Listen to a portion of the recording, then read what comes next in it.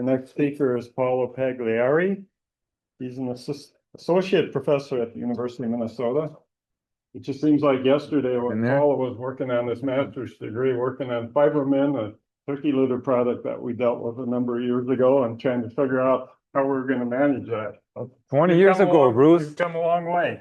I did. Paulo's located at the Research Center at Lamberton. So welcome. Thank you, Bruce. Good morning, everybody. Thank you for coming to the conference. And I don't know, I don't see many familiar faces from last week, 2 weeks ago, but I do see a couple of you were Mankato too for the Nutrient Management Conference. And the way I did my talk is I split up, Fabian asked me to split up. The first one in Mankato, I talked mainly about the how does biostimulants work, and now just give you a lot of we talk mostly about the mechanism of action of those products, right? And then today we're going to talk about research results. Just look at what we're finding when you're testing some of those products and where we're seeing results and where we are not. So I will just, for those of you that did not attend the last 2 weeks ago conference, I'll just give you a quick run through what those products are, how they work, the mechanisms of action, the two different categories, the biological, which are your fulvic acid, humic acid, the amino acids, the seaweed extract, those kinds of things. And then we have the microbials, which are actually using microorganisms, either as a seed inoculation or application to the soil or application to the growing plants, and how they work. And then we're going to look at a lot of the results we have seen at Lamberton. So first, for the mechanism of action, right? We have a lot of products that are in the market for those biological products. Now, there's different ways to produce them, but basically, for things like humic acid or fulvic acid, humic substances, they usually come from decomposing materials that produce those particles by itself, and then we just do tests to isolate them. The seaweed extract, we just take the seaweed plant, and we also have different extractants that we use to extract those compounds out of the tissue material, and then that becomes what is used in agriculture. And then things like the amino acids we get from proteins, we break them down into smaller things called peptides, and then those peptides can be broken down into the individual amino acid, and then those are the products that I use. So in general, we just produce them from other existing substances, and then we use them as a biostimulant. Now, those products, they are not a source of nutrient. They can help the plant increase the absorption of certain nutrients, either from the soil by making those the nutrients in the soil more available, or by being a carrier. Like, for example, fulvic acid has been shown to help improve leaf uptake of micronutrients, so they can help the plant absorb more of the nutrients that are being foliar applied. They can also help with the root growth better because they can mimic some of the hormones that the plant produce. And when the plant encounters those products, those compounds in the soil, it can stimulate root growth, and that will make the root grow more and help explore the soil more, which would improve water uptake and also nutrient uptake because of higher water uptake. They are essential for some enzyme activation, and also have hormone-like pathways, so they can improve energy use, energy conservation within the cell, so they can really help the plant become more efficient with metabolic activity. They can help improve stress. For example, some of those compounds that we use, for example, in humic acid or fulvic acid, can mimic some of the same compounds that the plant will produce when it's water stressed or heat stressed. And then those compounds will help the plant cope with those stresses that it's going on. And again, it can help, sometimes will help with yield. If the plant is under stress and then you're providing this a way for the plant to help cope with stress, then you would see a benefit in yield compared to plants that are not using those products. Now, one of the main things that I wanted to understand from those is that they will work best when there's a stress. If there's no stress, you're not going to see any benefit from applying them. Now, for the microbial biostimulants, as I mentioned to you, what we do is we take microorganisms from the soil, we isolate them, and then we create inoculants that we expect that they would provide some benefits to the plant. Now, some of them, they will have many different ways to work. Some of those microorganisms, they can improve solubilization of phosphorus in soils. So if you have a soil that it has an issue tying up too much phosphorus, some of those compounds, those bacteria, could help solubilize some of that phosphorus because they can produce high concentration of organic acids, which would then help dissolve some of the peat that's tied up to minerals in a soil. A lot of the products that are mostly being used right now, it's the nitrogen fixing bacteria, right? These bacteria, they are able to get nitrogen from the atmosphere and convert that into either ammonium or nitrate, and then they excrete that ammonium and nitrate into the soil, even organic nitrogen, and then the plant can use some of that nitrogen. And that's really the one that is being the most successful right now. It's the nitrogen fixing bacteria. And then there are many other products out there that are supposed to be doing different things. But although the main reason why we are using those bacteria is to get nitrogen, they also have a direct impact on the plant hormonal system. So it can change what the plant is doing in terms of hormone production, which means it could also have an impact on biotic and abiotic stress. For example, like I mentioned before, some of those fulvic acids or amino acids, they can have molecules that are similar to what the plant would produce when it's under stress. The bacteria can also produce those same molecules and help the plant cope with the stress that is going under, be it heat or salinity or drought. Even with the stress, insect damage, there can also be some help, not only by minimizing the damage of the insect, by having some produced there that can either act as antipathogen, or it can just make the plant not suitable for that insect being there, and then it just creates as much damage. Or it can also help the plant cope much faster with maybe higher defoliation issue done by an insect, having sprayed one of the microorganisms there, maybe by saving more energy during that phase when it's under stress, then it can rebuild the foliage faster if those bacteria were present. And again, all of those products, I really want you to understand this, they will only work if there's a stress. This is not like an insurance, a crop insurance that you can buy, and then if you have damage in a year, then you can have the health insurance, the crop insurance there to help you make up some of the loss that you had in yield. This bacteria, if you apply and there's no stress, they're not going to help you later on. For example, if you apply them as seeding and then you get under stressful conditions in July or August, it's unlikely that that bacteria is going to be there to help you cope with that stress. So applying those products when there's a stress, either in an early stage of stress development or right before they start, it's really the key to see some of the responses to this bacteria. For example, when you're talking about the growth promoting bacteria, here I have two examples. We have the plants on the left side here. You can see that their root is a little less, doesn't have a lot of lateral roots. The color is a little more yellow. And then here, when we do use some of these nitrogen fixing bacteria, we can see that the plant is better, has a better color, the root system is more developed. Now, if you were to say, what if we think about this scenario like this is the bacteria that is fixing nitrogen? They are, like I said before, a lot of this bacteria come from soil. We isolate them, we grow them in a lab, and then we use that as our inoculant. So they're already present in the soil, but the reason why we don't see any response in the soils is because natural soil is because their numbers is not large enough to make any difference.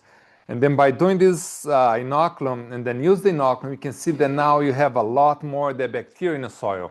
And that's when we start seeing a difference, where we're starting to see that the bacteria is actually producing enough nitrogen, putting enough nitrogen in the system, that the plant is now benefiting from that.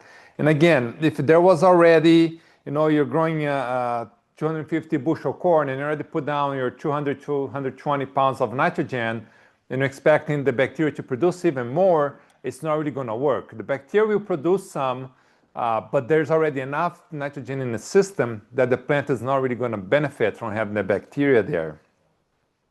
So in that case, just an overview, if there's no stress or you're using the bacteria when the condition for it to work is not there, you're not going to get the result. Now we're going to look through some of the field trials that we did. Since in the early 2020s, we started working with this idea of using the bacteria to really,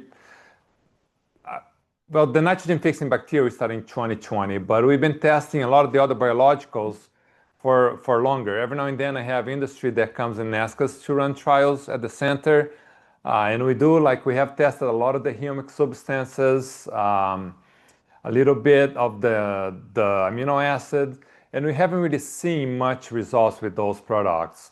When we start working the bacteria, that's when we start seeing some results. Even though it wasn't consistent, we start seeing some positive results. For in this case here, we did a trial where we tested the azospirillum, and I had some collaboration with some scientists in Brazil.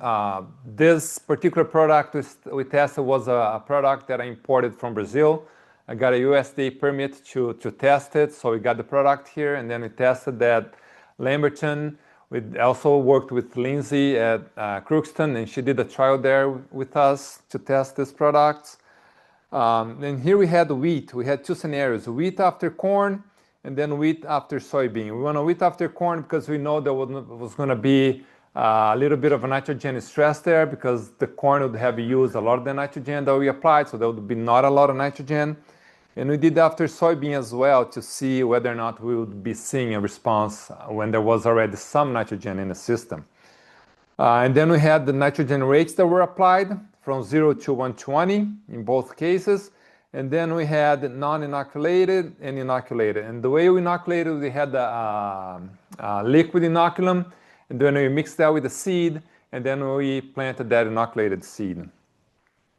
So here in this case for wheat after corn, we did only see a significant response here for the zero nitrogen. So where we put no nitrogen at all, we did see a positive response of that application, which was equivalent to the yield we got between 30 and 60 pounds of nitrogen.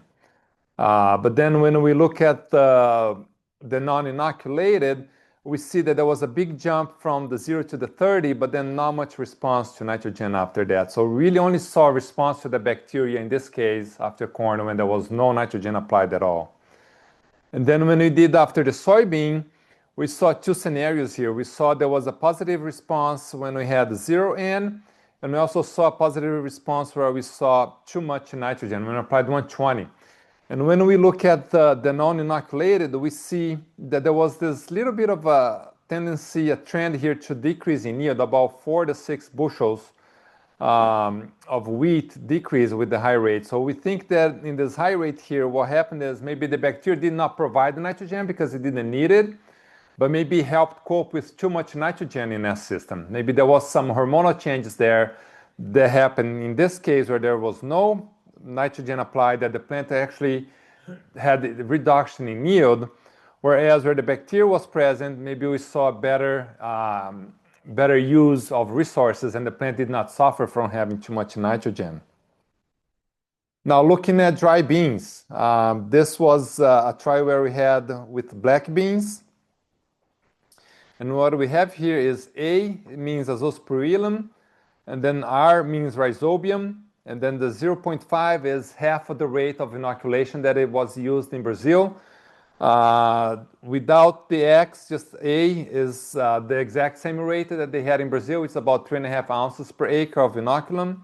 And then 2X is 2 times that rate. The reason why we had this inoculum rate is because we never did this in dry beans. So we want to do a little bit of a rate here to see if there was any response to the number of bacteria that was being inoculated. And then we had nitrogen rate. So this slide is for the 0 nitrogen, it's for the control. And then where we have none here, it means it was not inoculated, and the 0 means 0 nitrogen, right? And we see that the highest yield we'll have this solid color, and then when we have a brighter color, that means it was statistically different. And then when we have this shade, that means it was in between. It was the same as the highest and also the same as the lowest. So what we see here first is that they're using this product at Becker, and we did the location at Becker, the irrigated sand, and also at Lamberton, which is a non-irrigated site. What we see is when we use only half of the inoculant and only use the azospirillum, we saw a big yield decrease in that treatment. But every time we added that the rhizobium, we see that there was not really much change in the yield there. So maybe the rhizobium inoculum was able to help overcome the stress that the bacteria was providing, but was the same yield as the control. So basically what we saw is there was no benefit in inoculating anything. If anything, we saw a hit in yield by using that azospirillum bacteria. And then at Lamberton, we saw a little bit of a different scenario. We saw that sometimes we saw a positive response to the inoculation with the bacteria, but then sometimes we saw a big yield reduction with the use of the bacteria, right? Now here using the 40 pounds of nitrogen, same setup, just at Becker and Lamberton, and then the 40 here is the 40 pounds of nitrogen. Again, when you look at Becker, we see that when we had no nitrogen, no inoculation, yields were pretty similar to some of the treated treatments, but then when we compare to that azospirillum, we are seeing that there were treatments that are having some pretty good reduction in yield. But sometimes it's not consistent, so we don't really know what's happening, but what we know is, based on this trial, is that when you're using those bacteria in certain crops, we're actually seeing a decrease in yield. And why are we seeing a decrease in yield? It's because, like I told you, those products, those bacteria, they can really have an impact in the hormonal system of the plant, and that can throw off what's going on throughout the growing season, could maybe delay flowering or delay the pod filling, or something is happening that is changing how the plant is behaving physiologically, and that's having a negative impact in yield. And then here with the 80 pounds of nitrogen, similar thing. Sometimes we see a positive response to adding the bacteria. Here we have the 80 pounds or 120 pound. We didn't have 120 with the treated. We only had 120 with the non-treated to look at whether or not we reached the maximum yield with the 80 pounds. And basically we did, but again, we see that sometimes using this azospirillum, we are seeing a lot of yield reduction. And again, just to re-emphasize it, those products are not always going to give you a benefit. If you use them improperly, you can also be penalized by using them because they will have an impact on how the plant is behaving throughout the growing season. This is another product.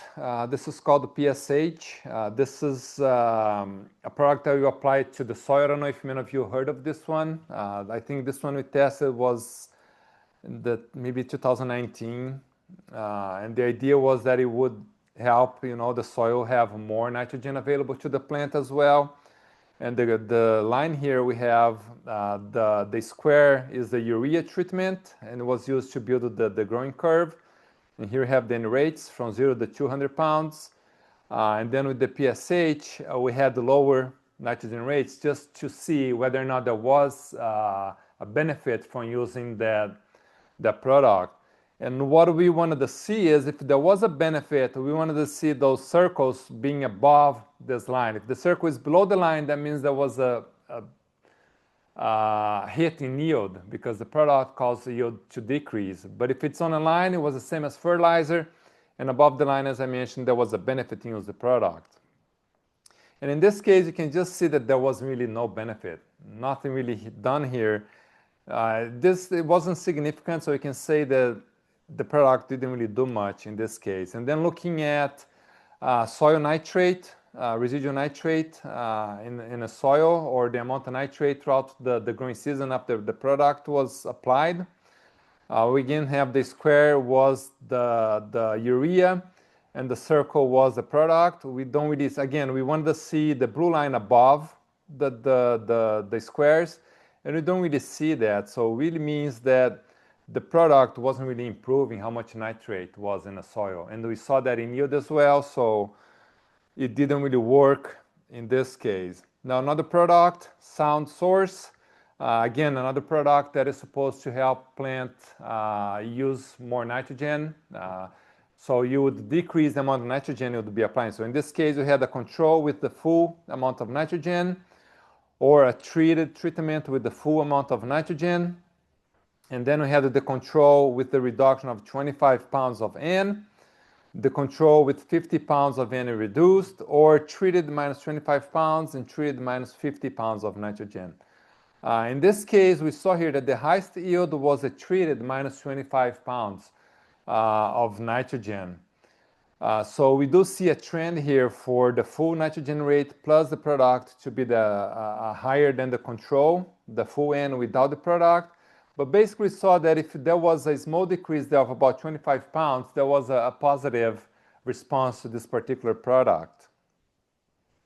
Particularly when we compare that to the same treatment that was not inoculated. There was about a 23 bushel, more than 10% increase in yield there. So in this case, it was significant. So you can see now there's a trend here. Sometimes you see a response, sometimes you don't see a response. There's not a lot of consistency with those products. Sometimes for some reason that we don't really know yet, we see the positive response, but sometimes we see no response. Most of the time it's no response, and then sometimes you also get a negative response. So I would say based on other trials we've done so far, it's more than half of the time we see nothing, and then the other half we see sometimes a positive or a negative response to these products. Now here's another one now with the corn with that azospirillum bacteria, 22 and 23. These graphs are for the Lamberton site. Similar to the first one of the wheat, that we have the bars that had not been inoculated and the bars against the bars that were inoculated. The nitrogen rates here go from 0 to 200. And what do we see here in 2022? We saw just one benefit here, where we saw that giving 50 pounds of nitrogen and the inoculation was the only significant difference we had compared to non-inoculated crops. And then we also see that there was still some improving yield here between 50 pounds and 100 pounds that were not inoculated, whereas 50 pounds and 100 pounds or any other higher rate was not significant when you did inoculate. So it shows that about 50 pounds of nitrogen was possible in this case scenario. Now in 2023, we saw a little bit of more positives here. We saw a positive response on the zero control, but then we also saw some of this positive response on the high rate. And again, I think it's hard to understand why this happened, but by having this untreated, we know that it was not because of the bacteria fixing nitrogen, because there was enough nitrogen in here that the crop yield should be as high as where we inoculated. So this again could have been change in the physiological or metabolic activity inside of the plant that helped that plant overcome with whatever stress that extra nitrogen could have caused. So again, it's not always producing that nitrogen, but it's also changing what's happening inside of the plant, and therefore trying to help the plant overcome whatever stress is happening. I don't think you can see the different colors on this one. I'm colorblind. Is this line here a little brighter than this one? It is, okay. Looking from here, they look all the same except those three over there.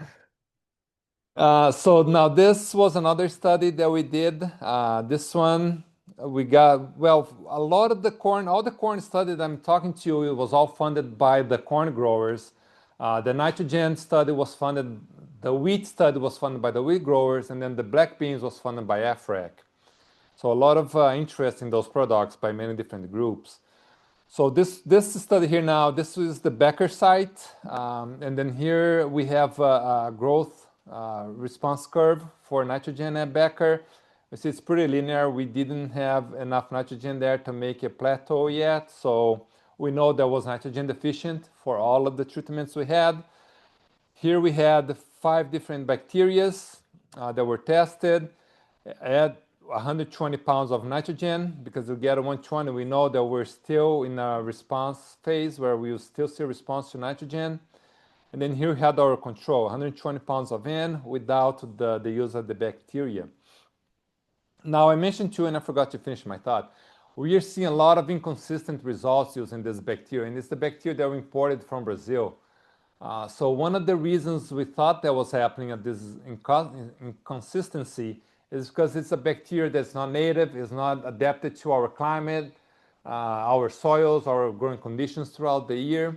So we thought maybe if we isolated our own bacteria from Minnesota agricultural soils, maybe we have a better luck, have more consistency with the results, and then see if that would be the way to go by having local inoculants. So together with Satoshi Ishii and the department, we were able to isolate 5 different strains of bacteria from soils in Minnesota that in a test, in incubation studies and also greenhouse studies, we found that they are pretty good at producing nitrogen. On the greenhouse, they were able to get about 40 pounds of nitrogen under certain conditions. So they were good candidates for starting field trials. So here we have control and then 2 different bacteria that had no nitrogen, and we really see no yield difference here. And then when we look at the treatments that did receive nitrogen at 120 and we compare with the treatments that were inoculated, we don't really see much benefit. There are some numbers that are higher, but statistically they're all the same. And then we see this case here where there was a trend to actually produce a lower yield than the other bacteria. Now at Lamberton, here we did have, we were able to do a few more treatments at Lamberton than we did at Becker because right at Lamberton is a little cheaper to do the research there, and we get limited funding to do this work. So we're able to find a point where it plateaus. So we know that at 120, we had still plenty of room there for nitrogen for the bacteria to fix nitrogen and show the potential benefits. And another thing here, the PC is the positive control. So this is still the bacteria from Brazil that we're using as a control because we know that bacteria works in Brazil. So if you see a positive here, then comparing to this bacteria, maybe we think that the result is real. So again, what we saw is one bacteria was pretty good at producing a good amount of nitrogen. We saw that a couple other bacteria actually decreased yield. So again, that trend where most of the treatments we don't see a result, but in some cases we've seen either a positive or a negative yield for those results. And then here we have the control treatment where we had the 0 nitrogen applied at Lamberton and then 0 nitrogen with all the bacteria. And again, we saw that this particular bacteria here, this year in 2024, was very good. It had a good yield improvement in here, and then with the 0 nitrogen applied, it also had a good amount of nitrogen produced. And then when you do the back calculations to see how much nitrogen that is, it was about 25 pounds of nitrogen in both cases. Now, 2024, we used a pretty high yielding location. It's one of our best grounds at the station. And I know, from all the work we've done so far, we know that we need stressful conditions for this bacteria to work. So last year, we know that this corner here at the station is very poor yielding. It's very gravelly. It's the worst land we have at the station. And back in 2022, they took it out of production and they put it into native vegetation because they didn't want to manage it anymore. And then in 2025, they brought it back to production. And I said, I want that site to put this trial there because if there's any area in this site that we're going to see response, it would be in that area. So we repeated the same trial that we had in 2024.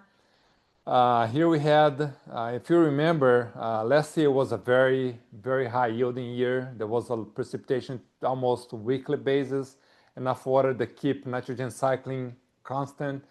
So it was a tough year to look for responses. But this was the first location. So we did in 2 locations. Here, location 1 there was a very high yielding location, and location 2 where was a poor location. So the results for the location 1 was very high yielding. Again, we had our bacteria. We applied 120 pounds of nitrogen to all plots, which was, then we look at the response curve, there was still a little bit of room there, but not a lot of stress in terms of nitrogen. So we should have gone with the maybe 60 pounds rate here to really see any potential for nitrogen production on this site, but we didn't. Now at the second location though, we saw some interesting results.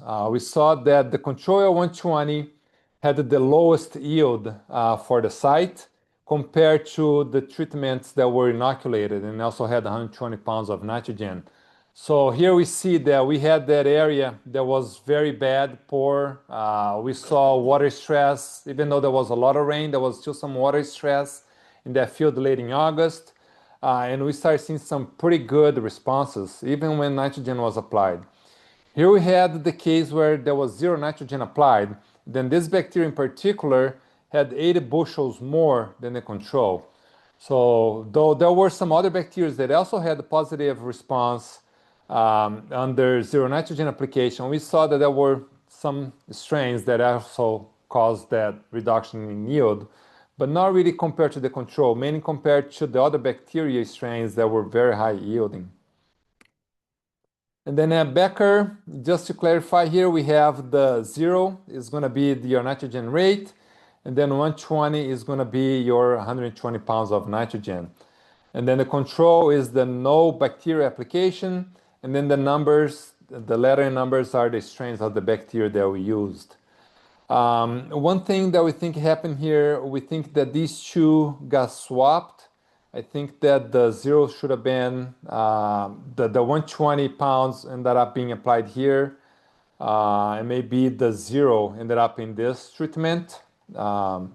That's why we're thinking, because I don't believe that this bacteria, the 0 control, they have this much yield. Even though it was, it was one of the highest yields in there. So I think there was an issue with the nitrogen application. And this plot here should have much higher yield with 120 pounds. So I just think there was an issue with that one. And then when you look at the control, we don't really see much results. Again, the site at Becker was irrigated. There was a lot of water, so there was no water deficiency symptoms. There was enough nitrogen that could have caused the stress. We see here that at 120, we were still going up another 20 pounds and added more nitrogen. So again, sites that already have enough nitrogen in the system are not really showing any benefit for those products. Last year, we also did a trial with Pivo Bio. We tested 2 of their products. They don't tell us what it is, they just give us numbers. And then we have PB1 was their product number 1, PB2 was their second product, and then control was where there was no application of any fertilizer product. Then here's our response curve. We can see that at a rate of 160, we are at the top of that curve again. So there was hardly any reason for this product to be working at this level of nitrogen. So had we had maybe rates of between 80 to 100 pounds in this phase of the curve here, I think that's where we would have seen the potential for this product. But the conditions we had last year, we really didn't see any beneficial results from Pivo Bio. Oh, that site that you were talking about with the poor soil. No, this actually, they were site by site. It was in site number 1. So this was Pivo Bio right here, and then this was our bacteria inoculation. Now, I did talk to them, and I tried to explain to them this type of scenario where you have to have stressful conditions for this to be successful. And I told them if they want to do the trial again this year, I'm going to put that trial right here as well. So it'll be the 2 trials in this field where it's really shitty. Not to confuse with Eduardo's trials. It's not that kind of shitty. And I do want to talk to Vazu and see if we can do the trial at Becker as well, and then start reducing irrigation, work with irrigation deficit, cause that stressful condition to see if those products are going to work. Maybe even trying to see, does it work under stressful conditions with water retention? How much water can we withdraw, and still get the same amount of yield that we have from those plots? So I think there's room. We're starting to understand how these things work. And I think with a few more years, we might be able to tell you for sure, this is now worth the time. We don't understand how they work. It's hit and miss. It's not worth it. Or these are exactly the conditions where you're going to see positive response to those products. This is how we're going to be recommending you guys to use these things. So there's more work to be done, and I think we're getting close to getting some good answers. Green lightning. Now, green lightning is neither a microbial, neither a biological. This is a new technology that is out there, but it's getting a lot of attention. Anybody here using green lightning? Dan Kaiser calls this one the lightning in a bottle. Because what it is the technology is they have a liquid plasma that they pass water through the plasma, and it's similar to lightning when it's raining. The lightning breaks up nitrogen gas into two nitrogen molecules, and then that reacts with water and creates nitric acid. It's basically nitrate. And the idea is they created this machine that can mimic rainfall with a lot of lightning. And the idea is that it's producing nitrogen. The technology is real. It does create nitrogen in the water.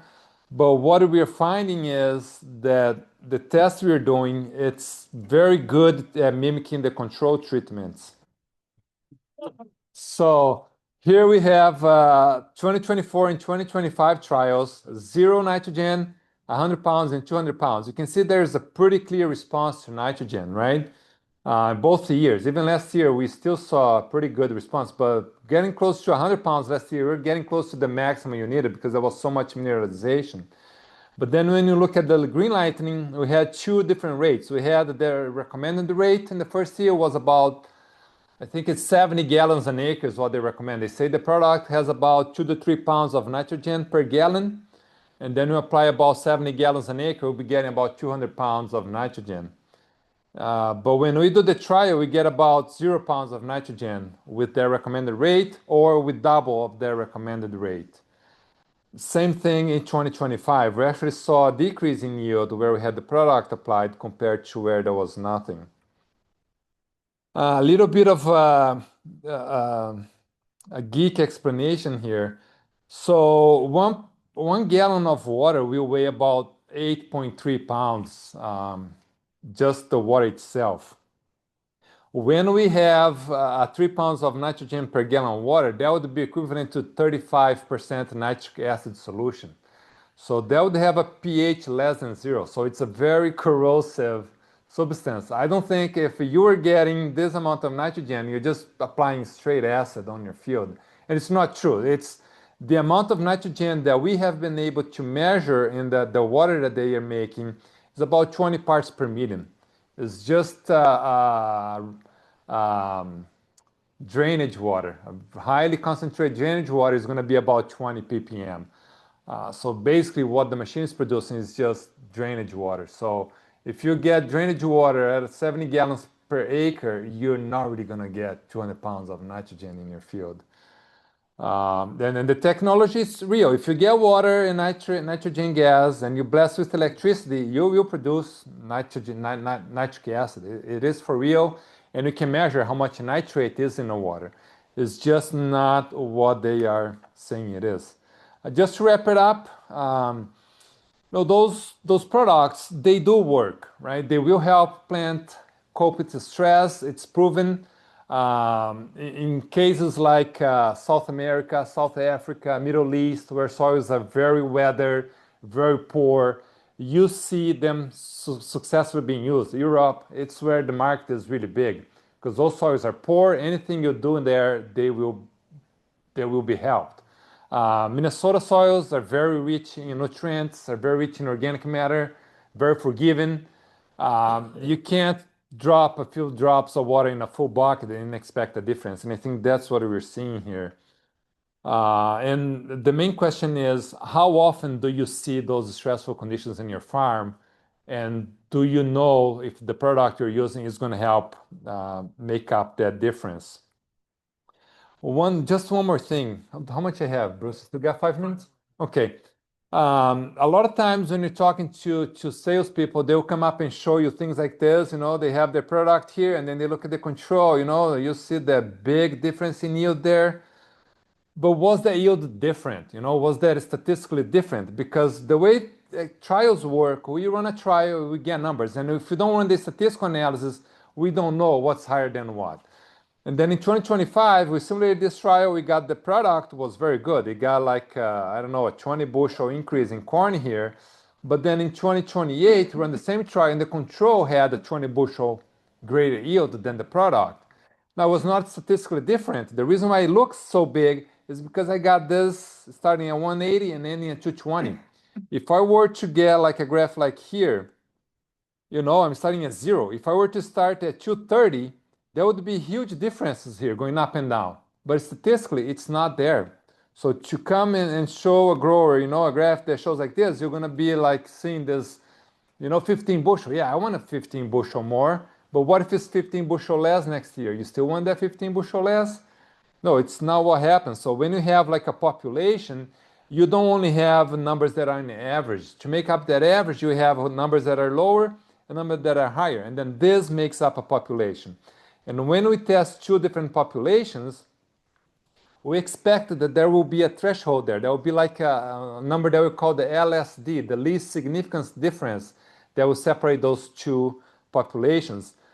And this is what we do to try to break it down and tell you when a product is actually giving a positive response and when it's not.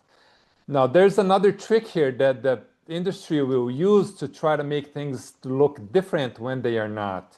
This LSD is made by the standard deviation divided by the number of treatments or number of replicates that are used on that treatment. Now, usually we go with 4. All trials that Kaiser does, or Fabian does, or Melissa and Eduardo does, or Vazu does, is always using 4 reps. We don't really go much higher than 4 reps because that's enough. What industry will do is they will bump up the number of reps because that will help bring down that LSD and make things appear to be different when they really aren't. So things that you can ask when people are trying to sell you stuff is, what is the LSD in this graph you're showing me? What is the number of replicates that you use? If it's more than 4, you should be a little skeptical. If they don't have an LSD, they just have the bar like this, you also should be skeptical. Like, okay, this is starting to be a little fishy for a product that we're not seeing a lot of responses. So with that, I'd like to thank you all, and we can get to questions now. Where were your sites select on fields with historical stress levels? How does a farmer determine stress levels? So in most of the trials, we did not go to fields that we knew stress would be there, except last year in that one particular corner trial that I showed with that number 2 square. We used just regular locations where we are always doing trials. Was always good grounds, always high yielding grounds, so we never really looked for these stressful places. Now, for a farmer to locate those areas, you will know an area in the field where, comes July, August, you look at the corn, it's looking a little stressed, the ears are suffering from drought, are suffering from heat. Those are the areas where you could start experimenting with this stuff if you want to. So if you know the area better than anybody, look at the plot combined, see where you're getting the lowest yields. Those areas with the lowest yields are usually going to be your most stressful areas. So I would say go in there. Don't set your trials in high yielding areas because you're not really going to see the result in those high yielding areas. What history of inoculant do you believe was in the soil prior to using inoculants? So like I said, all these bacteria they're using as inoculant, they started from a soil. We isolated them from natural systems, so they are present. Like the Azospirillum, they are pretty much present in any soil. You can sample them, we can isolate it, it's there, and you fix nitrogen. It's just that the number of the population is very small for it to work as a bioinoculant. So the idea here is that we cultivate them in a lab and then we apply at a much higher number, and then they overcome many other populations in there, and then they will be producing the whatever we want them to be producing. Were there any statistical differences between the treatments and the green lightning trial? If so, might the GL1 or GL2 treatments be lower than the 0 treatment in 2025? So there was, in 2024, there was no differences between the 0 and the green lightning. And in 2025, there was a difference with the green lightning treatments. And the reason is, I don't know. Sometimes you get those responses that you get 0 treatment and 0 nitrogen treatment, and sometimes it's better than a very low nitrogen rate. So we don't really know why this happens, but the main thing from that trial is we are not seeing the amount of nitrogen that should be in the product. However, there are cases where a farmer will say that they have the equipment, they're using, and they're getting positive responses. But a lot of times the conversation starts, yeah, we bought the machine to replace our nitrogen. Then after a year, we bought the machine, but we can't really replace, we're going to supplement. And then it ends with the farmer saying, we're going to use that as our water to spray the field because the fungicide and the herbicide seems to be working a little better. So I don't really understand what's going on there, but it's not giving you the nitrogen that it should be giving. And if it is giving, be careful because the pH of that water is going to be very corrosive. So be sure to be checking the pH all the time with this machine. For the biological inoculants, how long will they affect the crop after application? Will the treatment produced have effects throughout the growing season? Is there a possibility of multi-year effect? No, there's no possibility of multi-year effects with any of these bacteria that are fixing nitrogen. They are for the season and the season only, except the rhizobium that you inoculate soybeans, right? You know that if you're growing beans and 1 year you inoculate, the bacteria will inoculate beans after a few years, even though if you don't inoculate the beans again. But with these bacteria from all this industry, that is there just to fix bacteria, it's not nodularly forming bacteria. They are season specific, and I do not believe that they are producing nitrogen throughout the entire growing season. I believe they are short-lived. I think within 6 weeks to 8 weeks max is when they produce most of the nitrogen that they're going to be producing.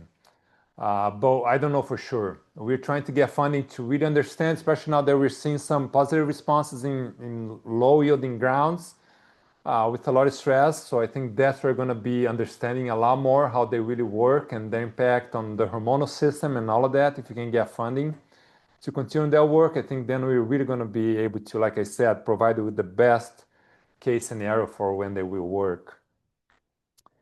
Most corn seed is treated with insecticide, which can be toxic bacteria such as Ospirillum. How do you ensure the inoculant treatments are not adversely affected?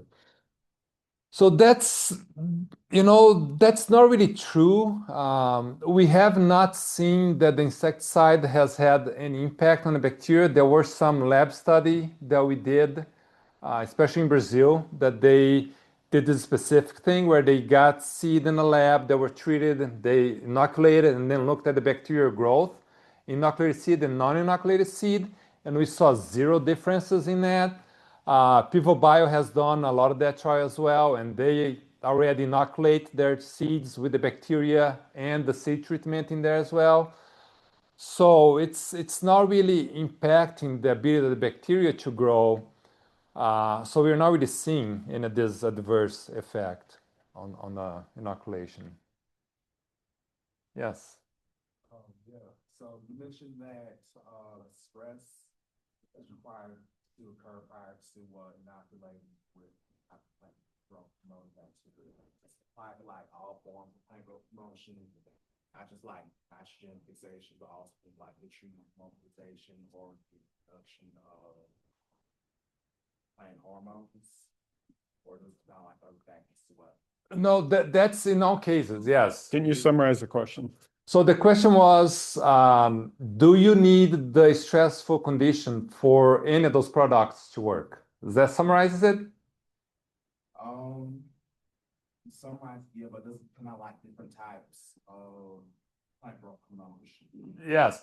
So to look at the plant growth promotion aspect of this, we don't really know yet. There's not a lot of study, particularly looking at how those different products are interfering with the plant growth hormone. And we do have a proposal that we submitted to USDA NIFA this year to look at exactly at that question. Many different crops, what's happening with the hormonal system of the plant when you're using those different types of biostimulants, because by now we understand that, especially with those negative yield results, there is something happening with the hormonal system of the plant, but we don't know what is. So we need to understand that a little better. And again, if there's no stress, then you're really going to be, if they are interfering with the hormonal system of the plant, you're going to creating conditions that the plant is going to be suffering. You're going to be creating the stress for the plant when the stress wasn't there, right? Too much of a good thing can become a bad thing. If you are, water is good, but if you're under 10 feet of water, then the water is not good. So that's similar to those products. If there's no stress and you're forcing the plant to overcome stress, you're just creating the stress. We better wrap things up. All right, Paulo, thank you, very good. Bruce. Let's give him a hand.